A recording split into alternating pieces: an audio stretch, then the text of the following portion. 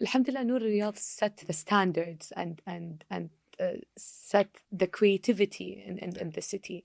And people are waiting to see Noor Riyadh every year, alhamdulillah. And from the first year, which is we welcomed only 300,000. Okay. The first year. That's a good number after That's COVID, a good number. So. The second year, 2.8. Okay. And the third year, more than 3 million.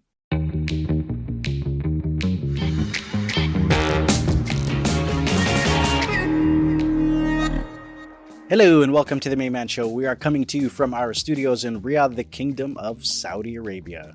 And today we have an architect who is the director for the Noor Riyadh Festival. We have engineer Nouf Al Moneef. Thank you so much for taking the time to be with us and, with your busy schedule. Hussam, thank you. Thank you for having me. And yeah. Yeah? Yeah. Let's start. Let's start the interview. Well, before I start the interview, I have... interview, a conversation. The conversation. The conversation. Well, before we start the conversation... Dardasha. Yes, exactly. What do you think of our new setup in our new studio? It's beautiful. It's nice. Yeah, I like it. Okay. Well, it's different, but I hope you're comfortable. Well, I'm trying to be comfortable. I know somebody behind the camera is going to be really happy that you like the setup. No, but it's nice. It's a nice setup. Okay, and like you said, this is a conversation. So let's start with Noor Riyadh Festival. How did it start, and how does it basically align with the art scene and the objectives for Vision 2030? So I'll tell you how Noor Riyadh started. Riyadh Art, which is the umbrella of Noor Riyadh. Riyadh Art is a project that was launched back in 2019 by His Royal Highness Prince Mohammed and King Salman, of course. Yeah. It was launched within the three other grand projects, which is King Salman Park, Sports Boulevard, and Green Riyadh, and Riyadh Art. Riyadh Art's mission and how it follows with Vision 2030 is to transform the city of Riyadh into a gallery without walls. Okay. And how to make the city more a livable city and more competitive and an engaging city as well.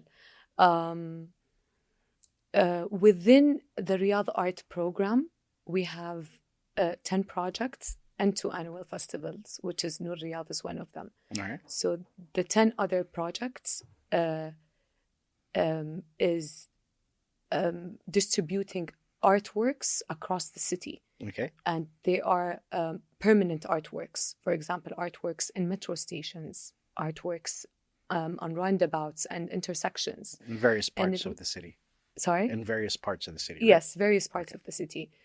We are covering approximately all of the city. Okay.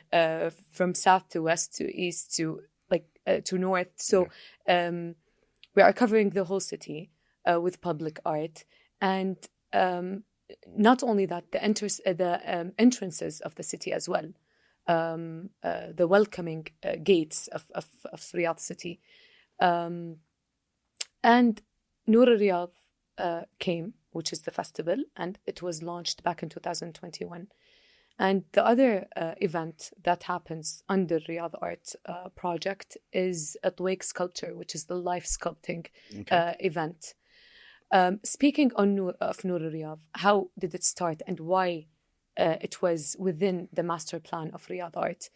We wanted to show people and educate people what is light art and how light can be within the art piece or the public art. Okay. For example, we wanted to show the new innovations and the new technologies of light and how it can contribute with art as well. All right. For example, let's say video projections or video mapping. Also, the latest technologies with the interactive artworks, the lasers, the large scale sculptures that uses light as well. So it's this medium that we wanted to show people, and when we did the benchmark of the other light festivals, they do not commission artists to work with light. Okay. They use the suppliers and designers, for example, or companies, lighting companies. It doesn't really have much of a soul. It's corporate. Exactly. Okay. And they use the light cities just to make it more festive. Okay. Noor Riyadh is much more of a contemporary site. We are showing contemporary art. Okay. Using light. All right. So yeah. So obviously, as the festival evolves, and every event is meant to be bigger than the other. What challenges did you face? Basically getting things ready for Noor Riyadh Festival, especially since it's more we're engaging and working with artists. Yeah. Wow, a lot of challenges, Hassam. If I stayed here for hours,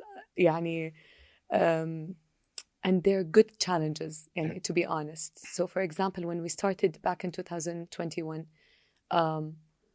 it was COVID. It was right after COVID. We were the first event that happens after COVID. Okay. And it was such a huge success. And then, and we had, for example, 63 artworks across 13 locations. The second year, which is 2022, we had 200 artworks across 40 locations. And this How many locations? 40. 40. So from 13 to 40. To 40. That's a big jump. That's a huge jump. Yeah. And that was super challenging. But alhamdulillah, we welcomed more than approximately 3 million people back in 2022. Okay. And when 2023 came, already people knew about what is Noor Riyadh. So we wanted to make it more condensed with approximately more than 120 artworks across 5 hubs. All right. We wanted people to focus on the hubs, to enjoy the artworks as well. The challenges is managing this. It's a big scale festival. Yeah. Managing the whole festival and every year. So it happens every year. So once we close the year, we plan the second year. The second year. So, but yet, bringing all these artists and curators together throughout these 3 editions, the last 3 editions, welcoming more than 100 countries to Saudi and to Riyadh, that's amazing. All right. So I call it good challenges. Okay. Yeah.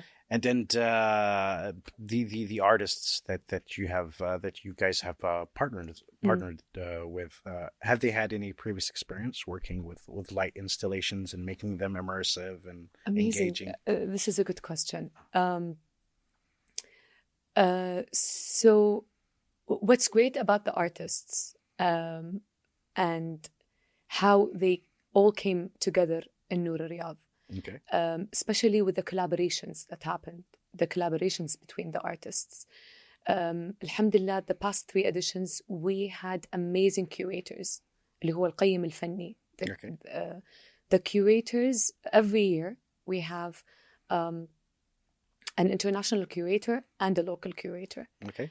And both the international and the local curators, they work together to make the connections between artists and make the collaboration between these artists. Even if they didn't collaborate, the international artists, when they come to Riyadh and visit Riyadh, they get influenced on how to infuse local flavors. Exactly, and how to imagine their art piece to become.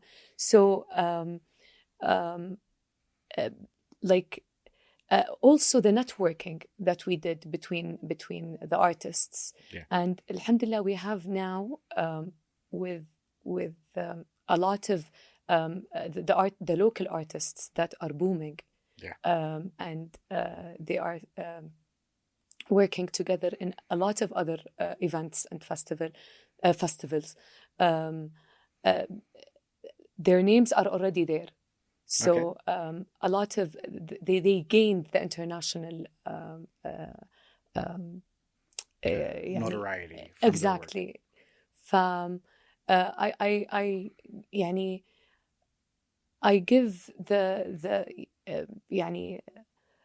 highlight to the curators who bring all these artists together, and who brings every year a collection of artists that show their creativity. Okay. Yeah.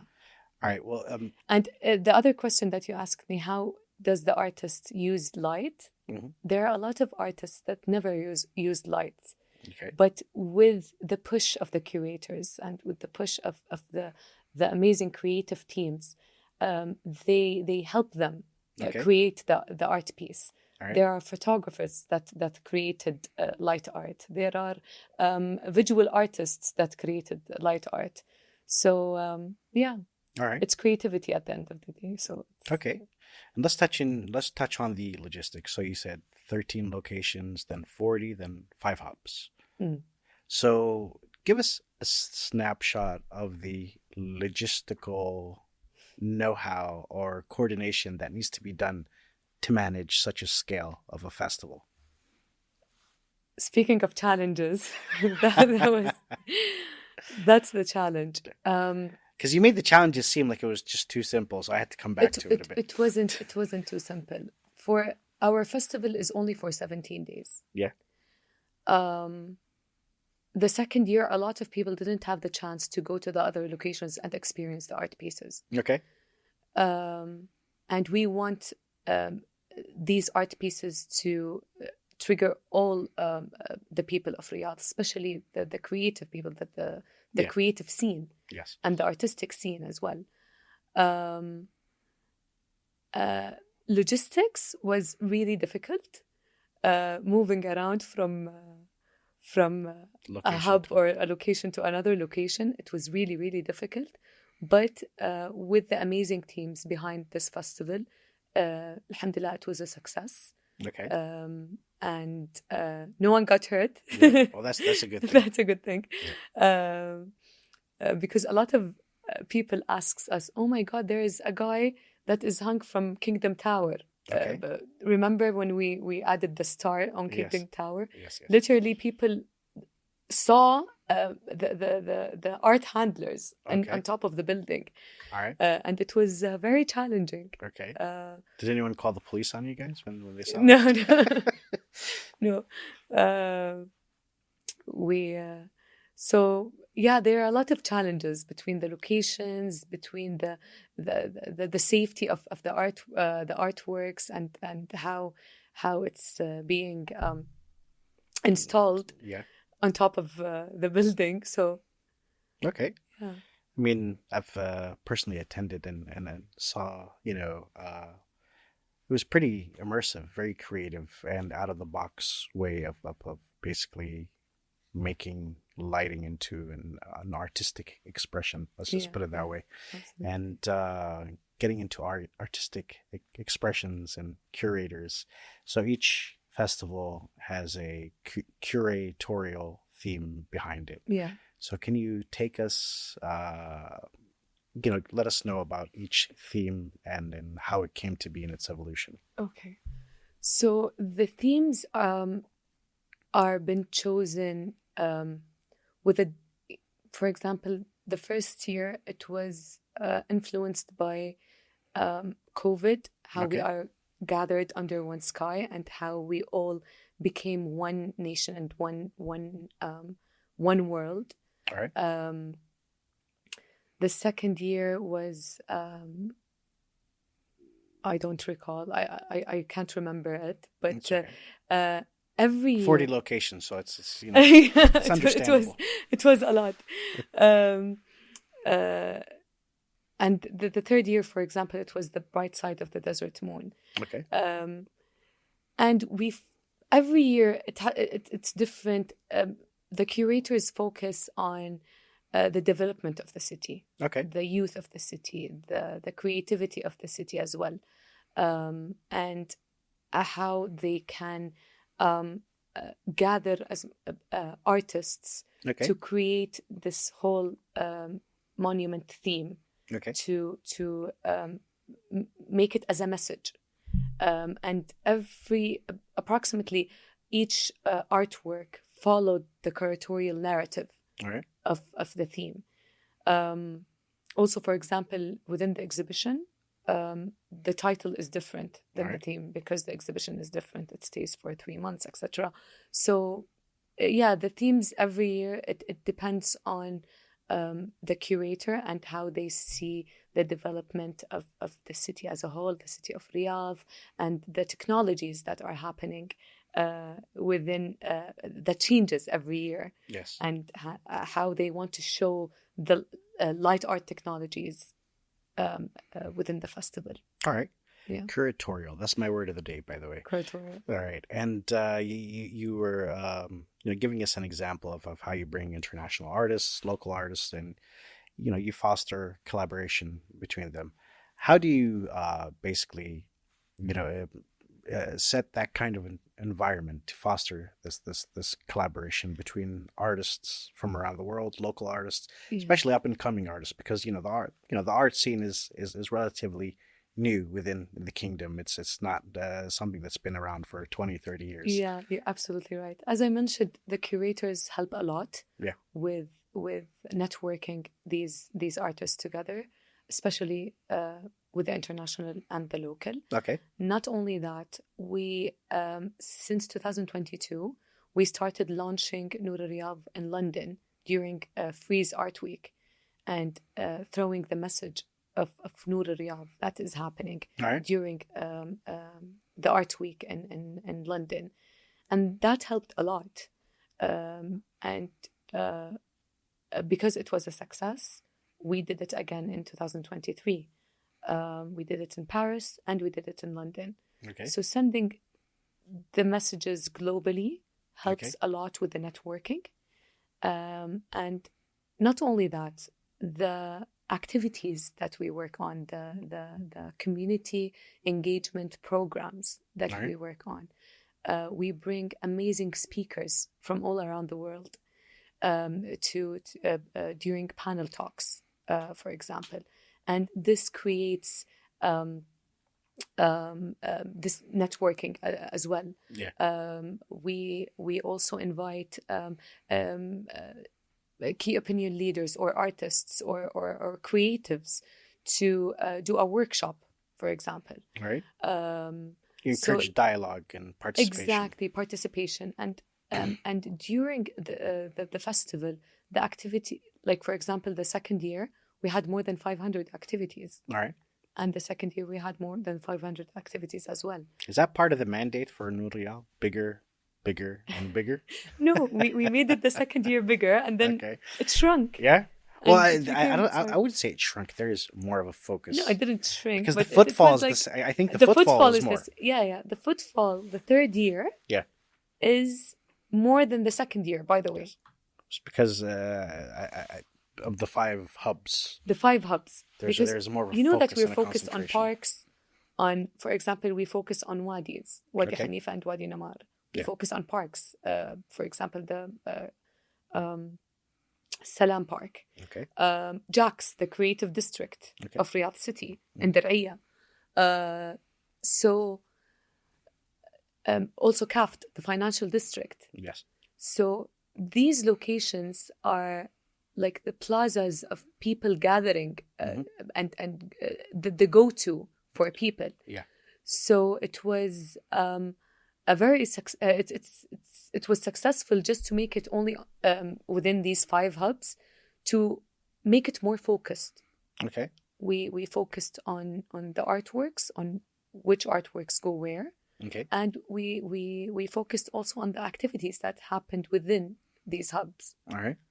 And getting back to local talents, obviously, if there's a huge talent pool here in the Kingdom of Saudi Arabia full of artistic people. But were there, many that have tried their hand in, having an artistic expression through lighting and lights? Absolutely. For example, the second year and the third year, also the first year, every year we have more than 35% that are locals, All right. Saudi artists. Yes. Amazing, established and emerging artists. Okay. And they really amazed us with their artworks. Okay. And their creativity that they've shown throughout the years. For example, there are artists that participated in the first year, the second year, and the third year. Okay. Every year, their art pieces grows into better and better. And every year, I see the festival gets better and better. All right. Alhamdulillah. Oh, can't wait to see the next one. And how do you see the future impact of Noor Riyadh on Riyadh's cultural scene?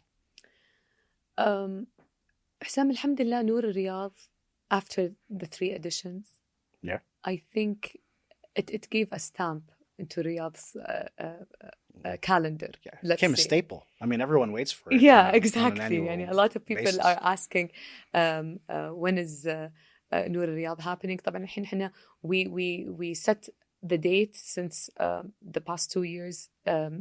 We made it end of the fourth quarter. Okay. Which is November, December. All right. And this is how the weather gets really nice. Yes. You can Completely go outdoors. opposite of this weather. The night is longer. Yeah. And because it's a light festival and it starts after 6. Yeah. So we want people to enjoy the night as well. All right. Alhamdulillah, Noor Riyadh set the standards and set the creativity in the city, and people are waiting to see Noor Riyadh every year, alhamdulillah. And from the first year, which is we welcomed only 300,000. Okay. The first year. That's a good number after That's COVID, a good number. So. The second year, 2.8. Okay. And the third year, more than 3 million. Wow. Yes. So these are really big numbers, and not only talking about numbers, people go and enjoy it. Yes, and exactly. That's what they we immerse want. themselves with they the immerse themselves with light art lights. and the activities that we do. Also, the kind of artworks that we bring to the table, the immersive experience that they have, the very fun kind of family-oriented art pieces, the architectural interventions, it's all different. I remember there was an installation with the carpet from a light, and it was like a Saeed Gamhawi. Yes, I like that. That was fun. Yeah, it's beautiful.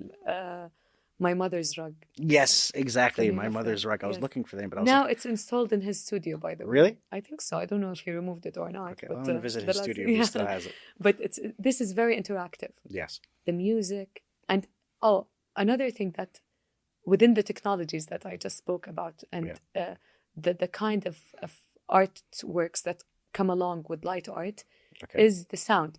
Yes. As well. So sound really makes a difference on the art piece as well. All right. So we've talked a lot about Noor Riyadh. Let's tap into your personal background, your journey. How did it shape who you are today and made you rise to the challenge of being the director of Noor Riyadh Festival? And you're from a architecture and design background. Yeah.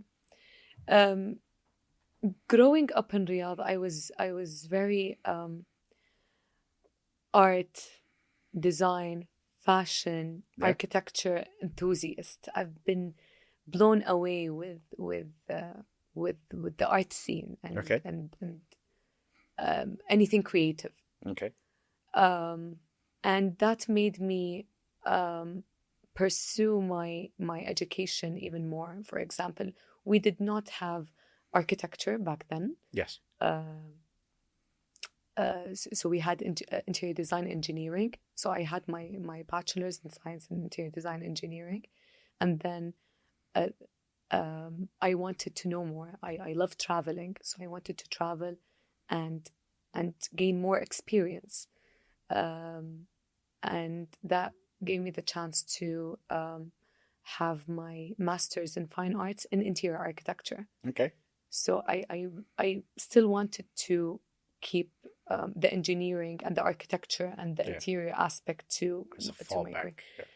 But because of me traveling a lot, and also experience other countries' cultures, etc., and also because of my master's, it's in fine arts. Yeah. That made me really not focused, but drawn into visual arts. Visual arts, something public art. Visually stimulating kind of work. Exactly. Okay. And it happened like I opened my own studio before starting with Riyadh Art. I was involved in a lot of projects, and I had the chance to work with Riyadh Art. Okay. And it was a huge shift, but still I admire architecture. I love architecture. I love interior architecture as well. I love design. Okay. I love fashion as well. I love anything that goes under the creative creative expression. Expression, exactly. Okay. Mm. And as a creative person, and being on the show that speaks to a lot of creatives, I always ask my guests if they have a personal message to the audience. What's yours? I always move this. Okay. Always take the baby steps. Okay. Take baby steps on your career, and that's what I did. Okay. Also, there is nothing impossible. Okay. Follow your dreams always. I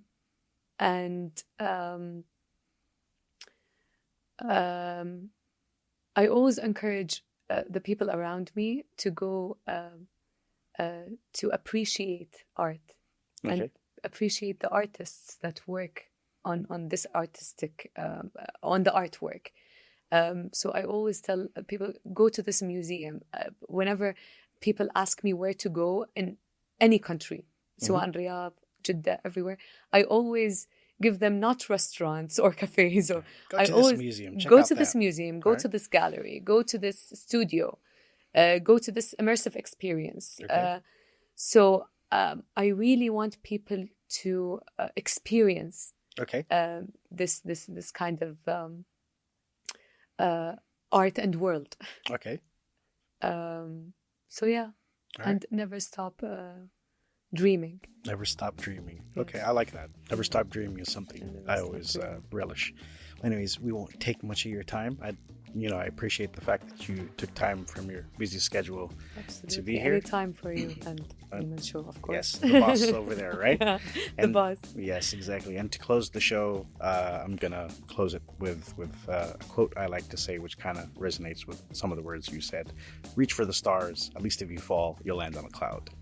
See you later.